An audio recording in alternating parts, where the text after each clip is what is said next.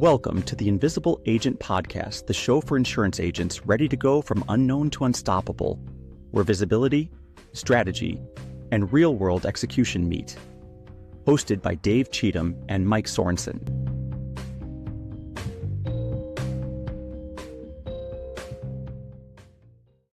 Welcome to the Invisible Agent Podcast. My name is Mike Sorensen. You just have me today, but we're going to be talking a little bit on how to grow stronger relationships that will equal faster growth in your insurance business. And to start out, I'm going to be talking about why Johnny Appleseed, what he did and how he did it wrong. And you probably heard the story before about a guy named Johnny Appleseed trotting around the country planting trees in the earth and just spraying seeds all over the area wherever he went, just dropping seeds wherever he went. But when it comes to growing an insurance business, this story isn't really relatable because in order to grow, you want to make sure you're not going everywhere with these seeds to try to see if you can plant them because you're not going to have enough bandwidth to be able to go back and water, right? So just randomly scattering seeds, or in your case, randomly scattering your time and energy to get leads, to make conversations, do intros, when you don't have the bandwidth to go back and nurture those relationships and create anything essentially meaningful for your business. So today, this episode is really going to focus on the nitty gritty on how to build super strong relationships that actually can create the biggest growth engine for your business and to make much more solid foundation when it comes to your customers.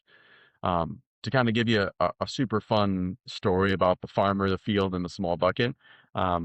I told something very similar to this, and I want to drive home again because this is a big thing we see with a lot of business owners is if you are a farmer that is sitting in front of a big entire field. So look at the field as your entire physical market. Let's say it's your state.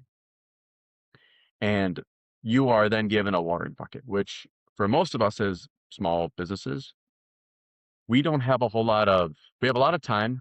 We may have a lot of energy, but some of us don't have as much money. Or, if you have a lot of money, you're probably still on some sort of limited resource end. Because again, we only have enough time, energy, and money.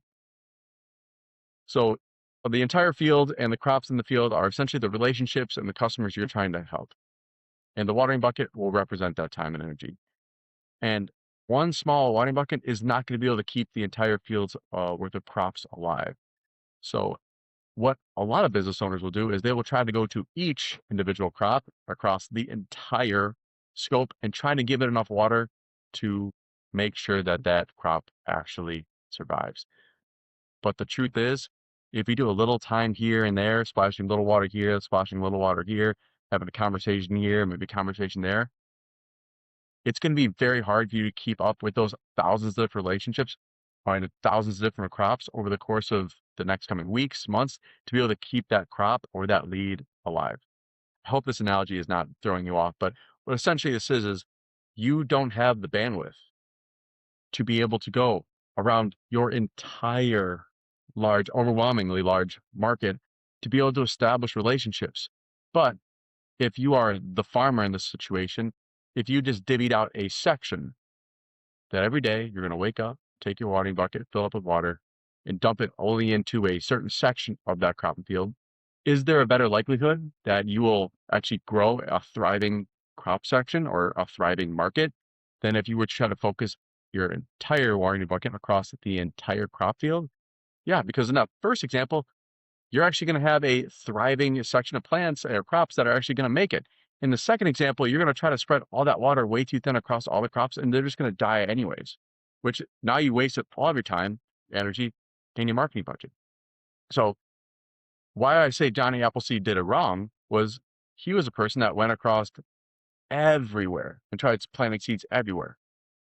You as a small insurance business, it's not about planting seeds everywhere. It's about planting the right seeds where you have the ability to build relationships, to be able to nurture, be able to keep the crop alive by giving it water, by giving it time, by giving it energy consistently over and over again.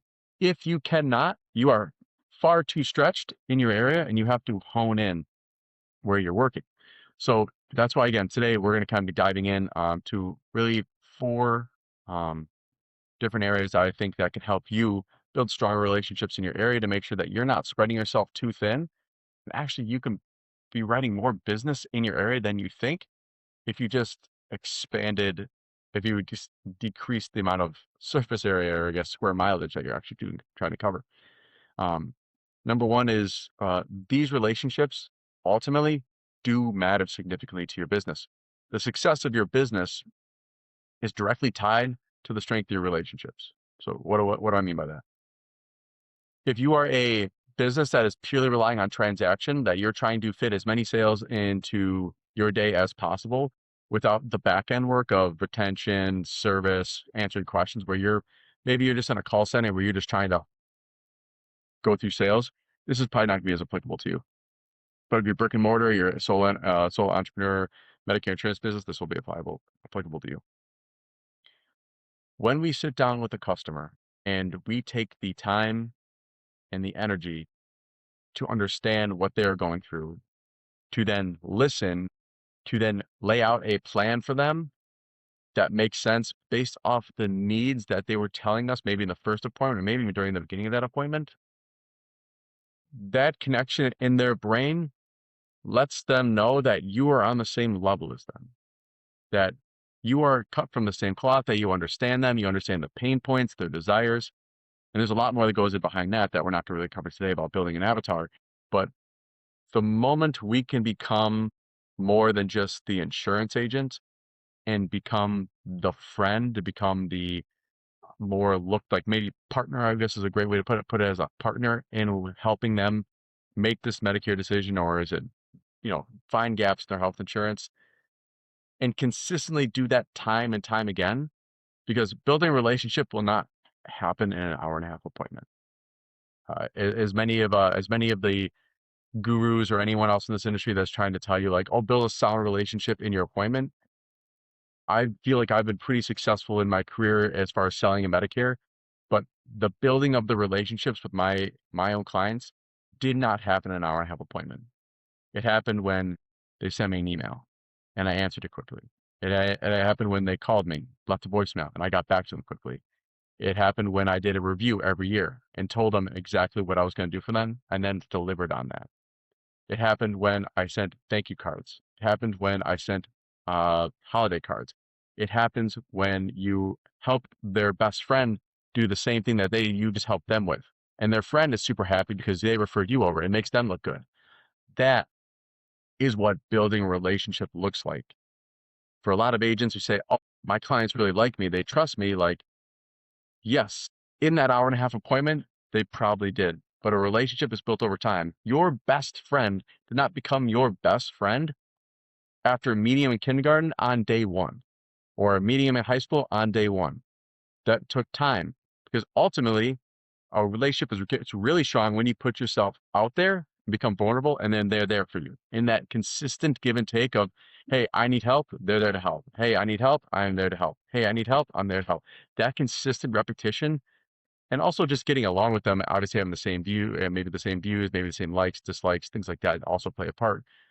But I believe the customers that I've had, and I stopped marketing my business 6 years ago, and this AEP in 2025 has been by far the largest referral, uh, I guess, output I've gotten in my career in the past 6 years. And it's not surprising, because I promised my customers the same thing for the past 6 years. Like, I'm going to answer your questions.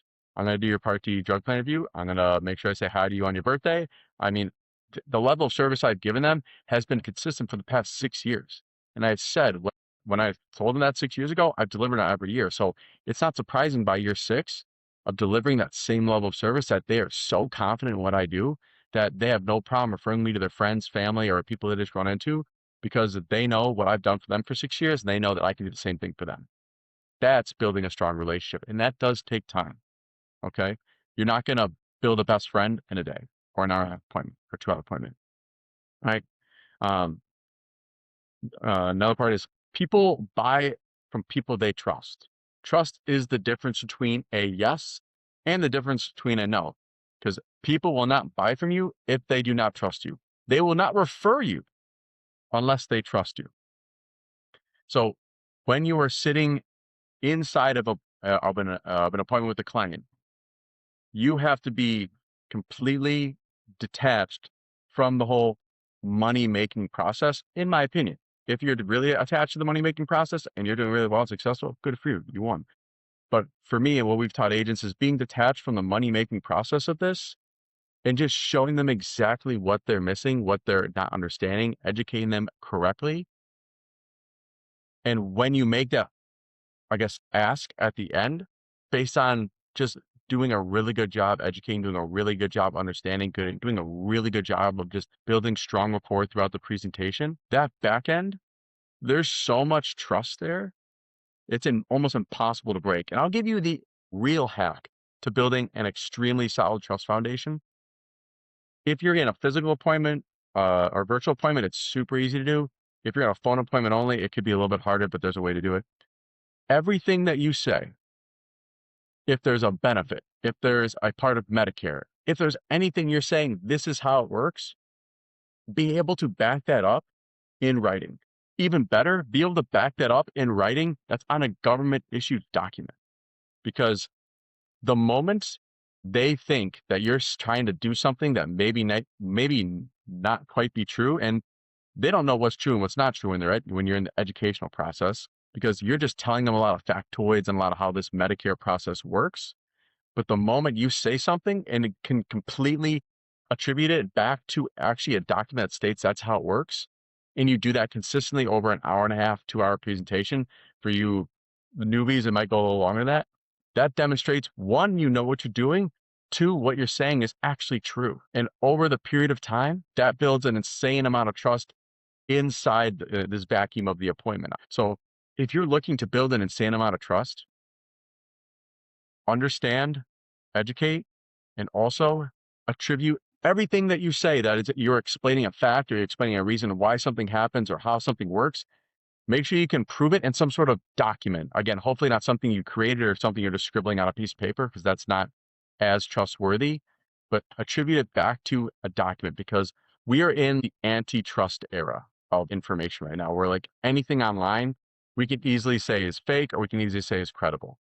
But the one thing they cannot really discredit is a government issued document, because that is coming straight from a credible source, the government, describing how it's going to work.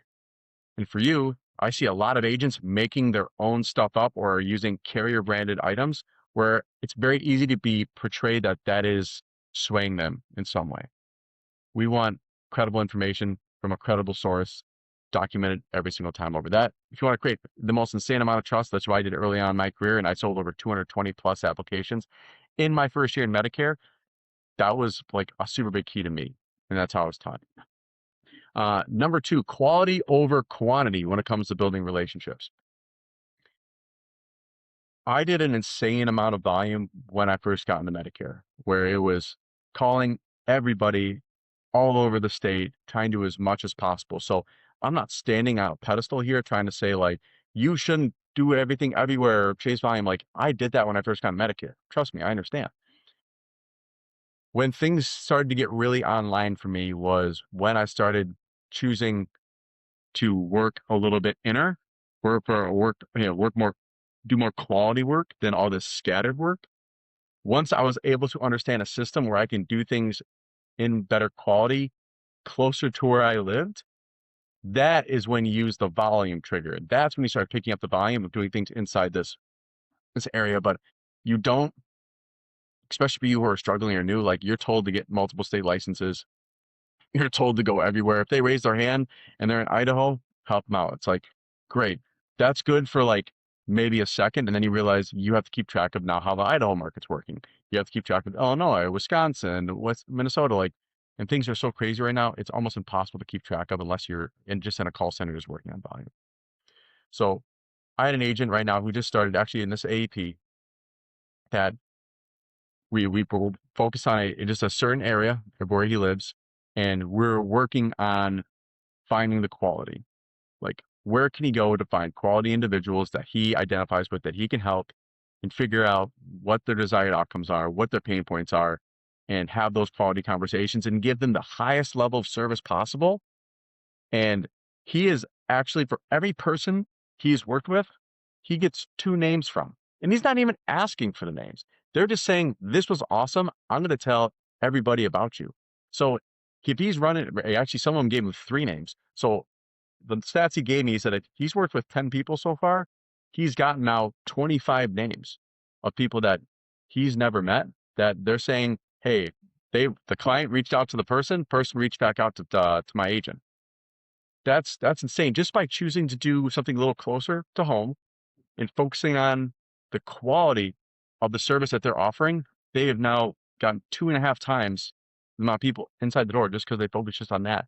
Instead of me, who was at the very beginning, and then maybe you as well, I just wanted to call everybody all at the same time. I was going through phone calls every single day, just trying to whip through people and say who would just meet with me.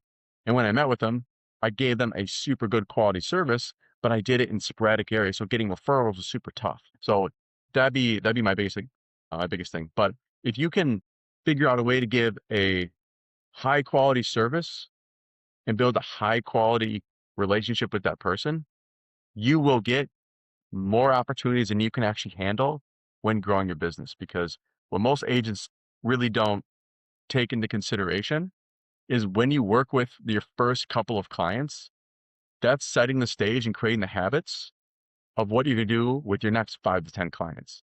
So if you can build out a full service and practice that for your first 5 to 10 clients, that creates habit for the next ones.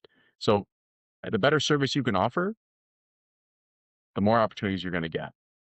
And the deeper the relationship you build with those clients, the better referral opportunities you're going to get from them as well. And again, it took me 6 years to get my highest referral AEP that I've ever had. So it is a little bit of delayed gratification because again, you don't make friends overnight. You don't build deep relationships overnight. You don't even build loyalty overnight. It takes a while for these things to get done. But the moment you can focus on the quality first, hone down a really good service on how you can really help out your client, focus closer in on the home, and just turn the volume knob all the way up, that is when you can really start to see a lot of gains. But if you're going to turn the volume knob all the way up first without focusing on the quality or focusing on location, you will work a lot harder than you really have to. I speak from that personal experience. Number 3, so number 1 was relationships matter. Number 2, quality over quantity at first, and then turn up the quantity. And then number 3 is stronger relationships will give you easier sales. I'll give you a quick example of that just from my something that happened to me just a week ago.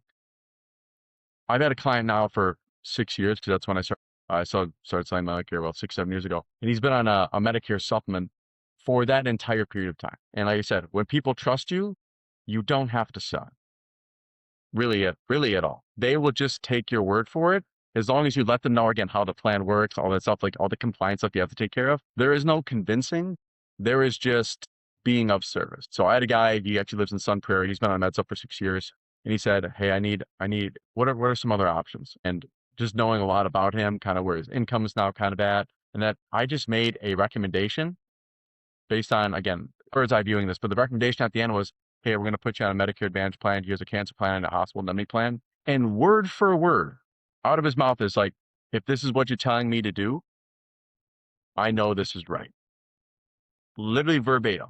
Now, and this was 6 years of just documented helping him out, to the point now, for me, from a business, going from we all know in MedSup, when they get past 6 years, our commissions go down to 3%, 1%, or maybe not even getting paid anymore. So now from a business standpoint, I just made a significant amount more money from a business standpoint. And from his standpoint, he is now in a better financial position than he was before, just because the premiums for his MedSup were getting exceptionally high, wasn't able to afford it.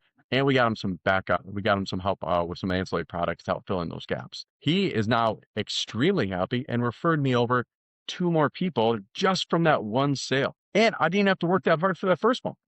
So, and those next 2 clients are going to hear such good things from my customer that it's going to be even easier for me to make that sale. Those strong relationships eliminate resistance. Weak relationships absolutely will require convincing. So when you're selling to existing clients, it should be 5 to 7 times easier to sell to them to then try to sell to a new customer. So when it comes to your internal book of business, obviously we're seeing a pretty big shift inside of Medicare right now. Again, not to say this is going to be a long-term thing. It's all, I believe it's come back. You've already seen things come back when it comes to commissions on MAPDs.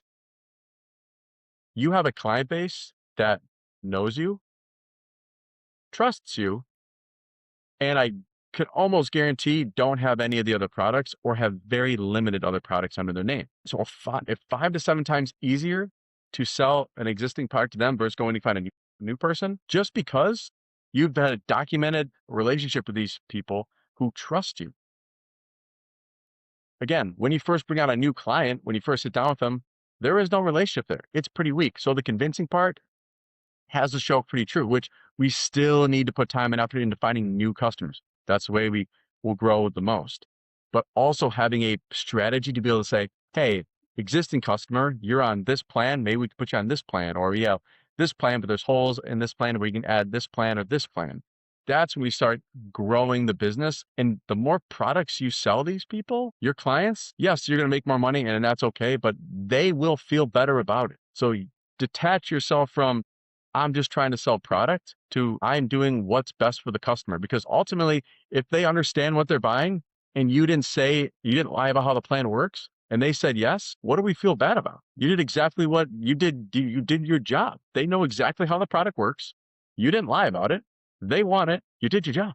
Nothing to be scared of. So big key here is sell to the people who already love you, the new people coming in. Sell what you can in the moment you have and build a relationship so they buy from more or from you later. Big key there. But ultimately, this will, especially if you're working with people who already know you or they're referrals from people who already know you and love you, this will shorten your sales cycle considerably, because instead of maybe kicking the can down the road for those of us who work with a lot of thinkers or I want to think it over, that happens when there is weak trust and a weak relationship. Referrals and, like I talked about before, is how you build stronger trust in appointments. If you do that, get a little bit of a stronger relationship, a little bit stronger trust, you'll convert much higher. But people who are coming from people who already love you, that will make less meeting time. So number of times, I don't want to say less in number of overall time because you got compliance to worry about, but it stops from the kicking the can down the road, and it lets you actually sell more product per customer because they trust you versus just a cold person coming in who's just going to be a new client. So your close rate will also go up, and you'll have a less sales cycle, so you can do more sales. There's nothing better than that in the world, right? And lastly, I kind of already touched upon it a little bit. Your retention and churn will go down significantly because people don't leave businesses; they leave relationships. And I'll give you an example. I have a customer I've had for about 4.5 years, around there. They never did a review with me every year. They never called with questions. They never engaged with me, never responded to any of the cards I sent. I pretty much wrote them up at the beginning, and every time I reached out or if they need questions or need help, like, they never engaged back. And they called me up this year and said, hey, Mike, I think we're just going to go another direction with our agent this year. And I said, perfectly okay. No problem. Why didn't I get upset, or why did I try to not fight for the sales? Because I don't have a relationship with them because they chose not to have a relationship with me. I'm not going to fight to create much more of a relationship with a client who doesn't want it with me. And there are definitely clients that don't want a relationship with me who will stay on my books and stay on your books for an extremely long time because they need you once, they don't need you again. That's fine. Honestly, that's just pure profit into the business, because you don't have to take your time away to answer questions and do reviews, right? Just easy money. But for the people who just don't engage, who just want to leave, fine. Those aren't going to be your fans, and I guarantee you they have not sent you a single referral. So get them out. And that's okay. We have to accept that we are going to lose those people. It's just going to happen. But the people who want to engage, people who want to have a strong relationship with you, you will get more renewals because of that, because they will stay with you for as long as humanly possible until the inevitable day that it comes down the road that they pass away. But that's why unfortunately we're in the replacement business, because we have to deal with a factor that most businesses don't really have to worry about it, which is, unless you're like a mortician, is death. So you will get more renewals because they will stay on the books longer. And the people who really love you have a deep relationship will just send you more people. And then if you build really good relationships with the referrals, the first gen referrals, then the second gen referrals come, the third gen referrals come, and then, so on and so forth, which would just pretty much rise the tides of the business, which again gets into the more referrals part. Every person that actually, I mean, the best referral I ever had was crazy. He wanted to take me out to lunch. We went out to lunch. We went to a taco place up in northern Wisconsin. Um, this guy has probably sent me maybe 20 to 22, 23 referrals over the past 5 years now. And it involved going to lunch with him for an hour. I've not seen him since. I went to his home one time. We talked on the phone a couple times. I went to lunch with him for an hour, and that literally meant the world to him because he was his favorite place. And he just wanted to sit down and have a real conversation because he was alone. He was widowed, lives up in a cabin up north, doesn't really have, he's got a friend group that he sits with, but really had no one else to really sit with. But when I did that and had that conversation with him, I had that lunch with him and just, shot the breeze with him, it showed that I was more human than anyone else he's come in contact with when it comes to Medicare insurance. Like a lot of people are just going for the transaction instead of the relationship. And that has yielded me close to over 20 referrals just from one person who lives up in northern Wisconsin. Like he spread me through his friend group like crazy, which is ultimately what you want. That's just one. I'm not even talking about the dozens and dozens of other people who referred me as well and are probably also referring you. Sometimes we think very short-sighted on the actions that we do based on the return we're going to get instantly. And I'll rephrase that. I didn't have to go up and have lunch with this man. It netted me minus about $16 and some odd cents after tip. But what it gave me, and also gas money to get there, but what it gave me was 20 plus extra referrals just because I took the chance and wanted to build a relationship with a guy that I genuinely thought was interesting, right? It's a great conversation. I still talk to him every single year, multiple times a year. It's a great guy. So when we're sitting down doing when we look at ROI type activity, that $16, $17 I spent on lunch has made me more money than I would ever have thought at the time. So just know that some relationships are going to yield you zero. And that's just drawing the short straw. And some relationships are going to yield you exponential returns on the business. And obviously when it comes to churn, that guy's never going to leave me. Like I can guarantee it. I can literally guarantee that guy's never going to leave me. Along with a lot of customers that I maintain relationships with, they're just never going to leave because I do a review from every year. I talk to them every year. I talk maybe 2 or 3 other times additionally in a year to kind of check on them, see how they're doing. Like that level of service does not come from a lot of places. Also, guess who told them that I was going to do that from the very beginning? Me. How do you build more trust? Say what you're going to do, then do it. And if you do that for a number of years consistently, you have now created what I call an unstoppable business because the referrals will continue and continue and continue. And like I said, I wrote an article, actually it was posted on LinkedIn about a month or so ago. And it talked about I have not marketed my business 6 years. I cannot stop referrals from coming in. I don't even want to write the business. I'm not looking to grow my business. I just want to help out the referrals from my current client base that I have. That's all I want to do. And I'm writing more business in a year than the average Medicare insurance agent. If you know, that's around mid 30 applications a year. I'm doing that just purely from the book of business that I have. So fun little tip there. If they don't leave, they'll love you and they'll refer you. And then lastly, you'll get fewer price shopper conversations. So if they're coming from a credible source, from a strong relationship, like my guy in Sun Prairie referring me out or my guy up in Northwoods referring me out, they say, this guy does great work for me. You have to work with him. The odds that they're going to shop around, as long as I don't insult the guy in the appointment or say something that's incorrect or just go after dollar signs, I got the sale. And so do you. And you can just continually do that repeatedly over time. That's what will create a lot of growth. And the honest to God truth is when people feel seen and you understand what they're going through and they feel supported in doing so, they will stay. That is why it's so important from the very beginning. If you're struggling right or you're new, this is probably the perfect time. That's why it's so important to understand who your avatar is, because a lot of what we focus on when building an avatar is what keeps them up at night. What are their pain points? What is their desired outcome? How is what they're going through has changed their behavior, both professionally and maybe personally, right? If we understand that, you can create such a customized level of service to your client and be able to speak to them on a level that they truly understand that no one else can. Because most people are getting on the phone and say, "Hey, I'm looking for I guess things on Medicare." Like, "Oh, okay. Like, who are your doctors? What are your prescriptions? Oh, first I need to get a scope." It's like the personability from that conversation just gets walled from the very beginning. And I've listened to the sales calls. I've been in appointments where people have done that. Like, and it's a very common mistake where it's like, we just get right into, all right, let's get into it. Like, I need this information before we can even talk. It's like, for me, if I was that customer, it was gone. Like, I want you to hear me out, hear what's going on in my life.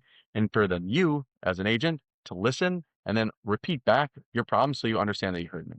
Without that, they do not feel understood. They do not feel seen. They don't feel like you really understand their situation. Or worst of all, they feel like you don't care. They feel like, oh, you're just trying to make a buck, which everyone's trying to make a buck. We get it. It's not a surprise. Everyone's in business to make money. But you will lose a significant amount of customers and you will lose a significant amount of sales if the first thing you say after they start telling you what they're looking for in their problems, like, "Hey, before we can talk any further, I'm going to need you to sign a scope." It's like, yeah, I don't need a scope to hear about your problems. I don't need a scope to understand what you're going through. I don't need a scope to understand what's really been bothering you, what keeps you up at night. Like, I don't need a scope for that. And honestly, like, you're taking the human factor completely off the table with a lot of these people. And I get your time is very precious. I understand. You're probably super busy.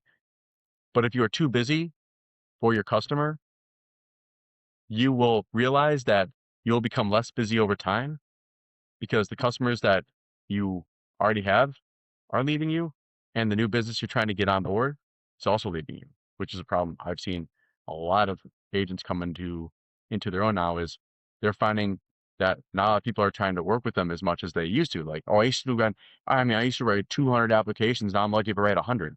It's like, well, the market hasn't changed that much. Still the same amount of people there. Like, what's going on? Are you marketing less? Are you marketing? Oh, nope, I'm spending more on marketing. It's like, okay, so your clients are just not feeling that you are as inviting or doing as best for them as they once thought. Or maybe there's reputation around that you're not doing as good of a job, or maybe you're not as friendly as you think you are. Like, really stop in your shoes and understand that these people are probably the most scared they've been in a long time. They're approaching, like, in their minds, they're approaching the end of life, and they're approaching a time where there is probably the most uncertainty in their life than right now. Feeling seen and feeling supported has literally almost never been more important than the day that they probably got married or found their loved one, their partner, their spouse, whatever. Like, this is probably the next most important time. They're arguably probably more important now because now their spouse is going through and they want to make sure their spouse is getting the same thing. So if you can make them feel seen, understood, and you can support them throughout their career, tell them what you're going to do and you actually deliver on that, you'll create the most trust you can possibly with a client and deliver that over and over again. And make sure you're doing it in a quality way that can show your level of service in an appointment or 2 appointments that they will not be able to find anywhere else. You have now created the greatest growth engine that exists in insurance by building a really strong relationship with your client and doing that over and over. Again, this podcast is designed and these episodes are designed to give you tidbits of information on how you can grow and scale your insurance business and go from unknown to unstoppable. Again, is it going to happen overnight? I mean, if you have a lot of money, maybe you can like start winning a ton of business right away. But for most of you, you want to find a way to leverage your time. You want to find a way to leverage your activity and find a way to use your dollars in the most efficient way possible. And these episodes will do so for you. So again, we do not promote this podcast in literally any way, in any way, besides like maybe posting it on social medias, but it's all organic. We're not going to do any paid marketing for it. If you find this to be beneficial for you and understanding of how to grow your business, or there's just tidbits that you really love, share this with other insurance agents that you know in the space, especially in the Medicare space. That's kind of like our bread and butter. But again, if you find value in it, share it. If you don't, only know have to listen. But these are all designed to keep you from struggling and to have you go from being unknown, maybe in your market right now, to literally being unstoppable with a point you couldn't derail your business even if you tried. So thank you for listening. We will see you on the next episode, and we're going to show you more strategies on how to go from unknown to unstoppable on the Invisible Agent podcast. See you next time. We do not do any paid marketing to promote this podcast. It only grows if you find value in this and share it. Keep following as we show insurance business owners how to go from unknown to unstoppable. Thank you for listening, and we will see you next week.